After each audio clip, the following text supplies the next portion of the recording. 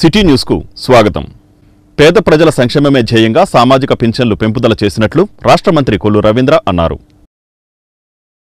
పేద ప్రజల సంక్షేమమే ధ్యేయంగా సామాజిక పింఛన్లు పెంపు చేసినట్లు రాష్ట్ర మంత్రి కొల్లు రవీంద్ర అన్నారు. నగరంలోని 46వ డివిజన్ పరిధిలో ఎన్టీఆర్ భరోసా పెన్షన్లను MP Balashowry, RTC chairman Konakalla Narayana Rao, Janasena incharge Bandi రామకృష్ణలతో కలిసి మంత్రి కొల్లు రవీంద్ర పెన్షన్లను పంపిణీ చేశారు. వారంతా డివిజన్ పరిధిలో పర్యటించి లబ్ధిదారులకు పెన్షన్ సొమ్మును అందజేశారు. ఈ సందర్భంగా నేతలు మాట్లాడుతూ ఇచ్చిన హామీలు కూటమి ప్రభుత్వం నెరవేరుస్తోందన్నారు. రాష్ట్రంలో 65 లక్షలు, జిల్లాలో 2,70,000, మచిలీపట్నం నియోజకవర్గంలో దాదాపు 30,000 పెన్షన్లకు గాను 80% పెన్షన్లు పంపిణీ పూర్తయిందన్నారు. డిసెంబర్ 1వ తేదీ ఆదివారం కావడంతో ఒకరోజు ముందే పెన్షన్లు లబ్ధిదారులకు అందజేస్తున్నట్లు వారు తెలిపారు. మహిళలకు ఆర్టీసీ బస్సుల్లో ఉచిత ప్రయాణం పథకానికి త్వరలో శ్రీకారం చుట్టడం జరుగుతుందన్నారు. ఈ కార్యక్రమంలో పలువురు కూటమి నాయకులు పాల్గొన్నారు. డిసెంబర్ 1వ తారీఖున అయితే డిసెంబర్ 1 ఆదివారం వచ్చింది కాబట్టి నవంబర్ 30వ తారీఖే మరి పెన్షన్లు ఇవ్వాలని చెప్పి గౌరవ ముఖ్యమంత్రి గారు, ఉప ముఖ్యమంత్రి గారు నిర్ణయించడం, దానిలో భాగంగా తెల్లవారుజామున 4 గంటల నుంచి ఈ డిస్ట్రిబ్యూషన్ స్టార్ట్ అయింది. దాదాపు రాష్ట్రంలో 64 లక్షల పైన దగ్గర 65 లక్షల పెన్షన్లు ఉన్నాయి. దాదాపు ఇప్పటికీ 80% పెన్షన్లు డిస్బర్స్మెంట్ అయిపోయింది. అందరికీ ఇంటికి వెళ్ళి ఇస్తూ ఉన్నారు. జిల్లాలో దాదాపు 2,70,000 పెన్షన్లు 80% పూర్తయింది. మచిలీపట్నంలో కూడా 30,500 సుమారుగా పెన్షన్లు బందర్ మండలం కానీ బందర్ టౌన్ కూడా కలిపి మరి ఇప్పటికి దాదాపు 78% పెన్షన్లు పంపిణీ పూర్తయిపోయింది. అంటే ఇవాళ మాట మీద నిలబడే ప్రభుత్వం, మంచి ప్రభుత్వం, ప్రజలకు చేత ఎన్నుకోబడినటువంటి ప్రభుత్వం, ఇవాళ ప్రజల ఆకాంక్షకు తగిన విధంగా పనిచేస్తున్నటువంటి ప్రభుత్వం ఇవాళ తెలుగుదేశం, జనసేన, భారతీయ జనతా పార్టీ ప్రభుత్వం. ఇది పేదల పక్షాన్ని నిలబడే ప్రభుత్వం. ఎందుకంటే గతంలో చూసాం, అన్న నందమూరి తారక రామారావు గారు ఈ పెన్షన్ విధానానికి శ్రీకారం చుట్టింది ఎన్టీ రామారావు గారు. ఆ రోజు 75 రూపాయలతో స్టార్ట్ అయినటువంటి పెన్షన్ తర్వాత అనేక ప్రభుత్వాలు వచ్చిన 2014-19లో చంద్రబాబు నాయుడు గారు అప్పటికి 200 ఉన్నటువంటి పెన్షన్ని 2,000 రూపాయలు చేయడం జరిగింది. 2,000 రూపాయల పెన్షన్ని 3,000 చేస్తానని చెప్పి జగన్మోహన్ రెడ్డి గారు ఎన్నికల్లో గెలిచిన తర్వాత మాట తప్పి నేను దశలవారీగా పెంచుతానని చెప్పి మాట తప్పినటువంటి వ్యక్తి జగన్మోహన్ రెడ్డి. ఇవాళ మాటకి కట్టుబడి ప్రభుత్వం జూన్లో ఏర్పాటైన ఏప్రిల్, మే నెల కూడా కలిపి జూలై 1వ తారీఖున ఆ 3,000 రూపాయలు గ్యాప్, 1,000 రూపాయల గ్యాప్ను కూడా కలిపి 3,000 + 4,000 7,000 రూపాయలు ఇచ్చినటువంటి ఘనత. ఇవాళ ఒక వితంతువులకి, వృద్ధులకే కాకుండా వికలాంగులకు 6,000 రూపాయలు పెన్షన్ పెంచడం జరిగింది. అదేవిధంగా క్రానిక్ డిసీజ్ ఉన్న వాళ్ళకి, అటు ఎయిడ్స్ కానీ లేకపోతే కిడ్నీ ప్రాబ్లం కానీ ఉన్న వాళ్ళకి 10,000 రూపాయలు ఇస్తాం. ప్రభుత్వం ఇచ్చిన హామీల్లో స్త్రీలకు కూడా ఉచితంగా ఆర్టీసీ బస్సులో ప్రయాణం, దాని గురించి అన్ని సన్నాహకాలు చేస్తున్నాం. మరి త్వరలోనే ఆ పథకాన్ని కూడా నిలబెట్టుకుంటాం. ఇవాళ పేదవాళ్ళ కోసం పనిచేసే ఈ కుటుంబ ప్రభుత్వం, చంద్రబాబు నాయుడు గారు కానీ, పవన్ కళ్యాణ్ గారు కానీ, మోడీ గారు కానీ పేదవారి సంక్షేమం కోసం ఆ ఇచ్చిన హామీలన్నీ కూడా నిలబెట్టుకుంటున్నాం. ఇవాళ పేదవాడు ఆఫీసుల చుట్టూ తప్ప పెన్షన్ కోసం జరగకుండా వాళ్ళ ఇంటికి వెళ్ళి ఇచ్చే కార్యక్రమాన్ని ప్రారంభించింది ఈ కుటుంబ ప్రభుత్వం. ఈ ప్రభుత్వం ఇచ్చిన హామీలన్నీ కూడా ఎన్నికల్లో హామీల్లో ఇచ్చినటువంటి వాగ్దానాల్లో ఈ కూటమి ప్రభుత్వం మొట్టమొదటిగా నెరవేర్చినటువంటిది మనందరికీ తెలుసు. జూలై మాసంలో ప్రతి ఒక్కరికి కూడా అర్హులైనటువంటి వాళ్ళందరికీ కూడా 7,000 రూపాయలు ఇచ్చాం. ఆ తర్వాత 3,000 రూపాయలు ఇస్తున్నటువంటి అంతకుముందు ఉన్నటువంటి పెన్షన్ని ఒకేసారి 4,000 చేసినటువంటి ప్రభుత్వం ఈ కూటమి ప్రభుత్వం. సో ఈరోజు దాదాపు 60 లక్షల పైన ఉన్నటువంటి పెన్షన్దారులందరికీ పెద్ద మొత్తంలో ఇస్తున్నటువంటి రాష్ట్రం, ఏకైక రాష్ట్రం ఈ భారతదేశంలో ఆంధ్రప్రదేశ్ మాత్రమే. మనం చూస్తుంటాం, మహారాష్ట్ర కానీ, యూపీ కానీ ఇంకా వాళ్ళు ఫైనాన్షియల్గా మనకంటే చాలా స్ట్రాంగ్గా ఉంటారు. కానీ ఎక్కడ కూడా భారతదేశంలో ఈ రకంగా 4,000 ఇచ్చేటువంటి రాష్ట్రం ఏదీ లేదు.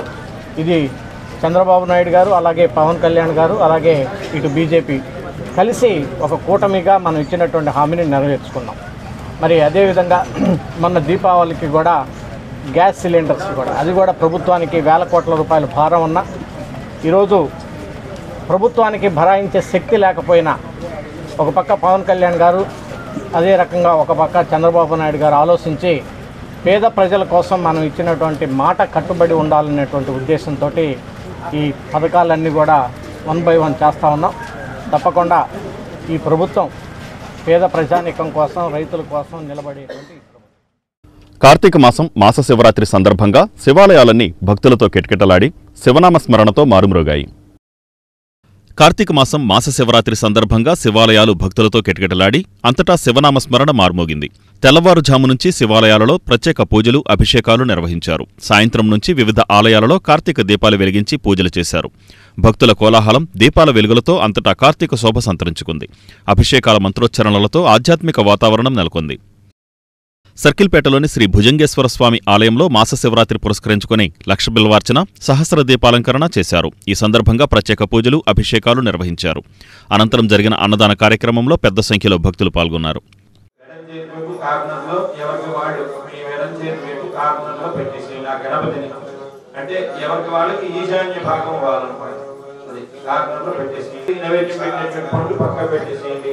ఆ పండు ఫలం కింద తర్వాత ప్రసాదం కింద తర్వాత స్వీకరించండి. మధ్యలో ఏమన్నా సంస్థలు కూర్చోండి. పిల్లలు ఎవరున్నారంటే వాళ్ళకి ఇవ్వండి. సర్వాలంకారయుక్తాం సతతమభయదాం భక్తనమ్రాం భవానీం హర నమః పార్వతీపతయే హర హర మహాదేవ హర జగదంబా మహారాజ్ఞి.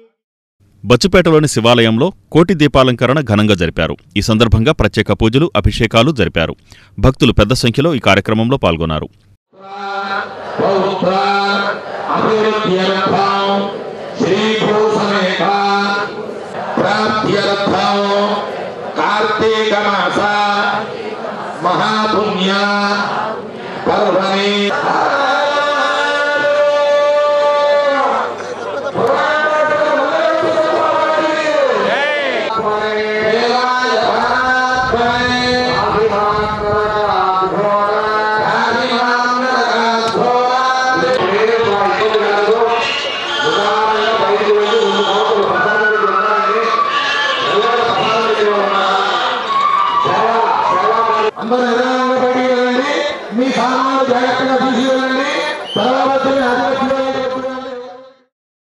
రుస్తుంబాదులోని శివాలయంలో లక్ష బిల్వార్చన, ప్రత్యేక పూజలు, అభిషేకాలు జరిపారు. అనంతరం శివపార్వతుల కళ్యాణం వైభవంగా నిర్వహించారు. భక్తులు పెద్ద సంఖ్యలో ఈ కార్యక్రమంలో పాల్గొన్నారు.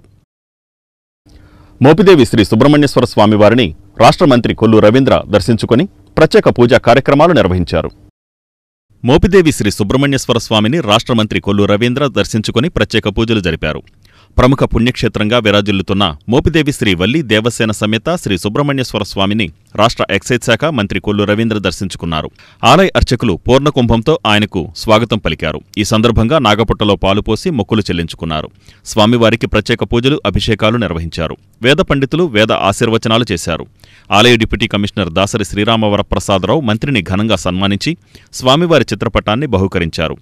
అనంతరం మోపిదేవిలో మంత్రి కొల్లు రవీంద్ర పింఛన్ల పంపిణీ చేశారు. రాష్ట్రంలో 65 లక్షల మంది లబ్ధిదారులకు పింఛన్ల పంపిణీ చేస్తున్నట్లు తెలిపారు. డిసెంబర్ 1వ తేదీ ఆదివారం కావడంతో నవంబర్ 30నే పింఛన్లు పంపిణీ చేసిన ఘనత కూటమి ప్రభుత్వానిదే అన్నారు. రాష్ట్రంలో 30వ తారీఖు ఒకరోజు ముందే పెన్షన్ ఇస్తున్నటువంటి ఘనత కూటమి ప్రభుత్వాన్ని. గతంలో మనం చూసుకున్నట్లయితే ఈ పెన్షన్ విధానానికి శ్రీకారం చుట్టింది అన్న నందమూరి తారక రామారావు గారు. 1983 వచ్చిన తర్వాత 70 రూపాయలతో స్టార్ట్ అయినటువంటి పెన్షన్స్ని మరి తర్వాత అనేక ప్రభుత్వాలు వచ్చినా కేవలం 200 రూపాయలు మాత్రమే చేశారు. తిరిగి మళ్ళీ చంద్రబాబు నాయుడు గారు 2014-19లో ముఖ్యమంత్రి ఉన్నప్పుడు 2000 రూపాయలు చేసింది.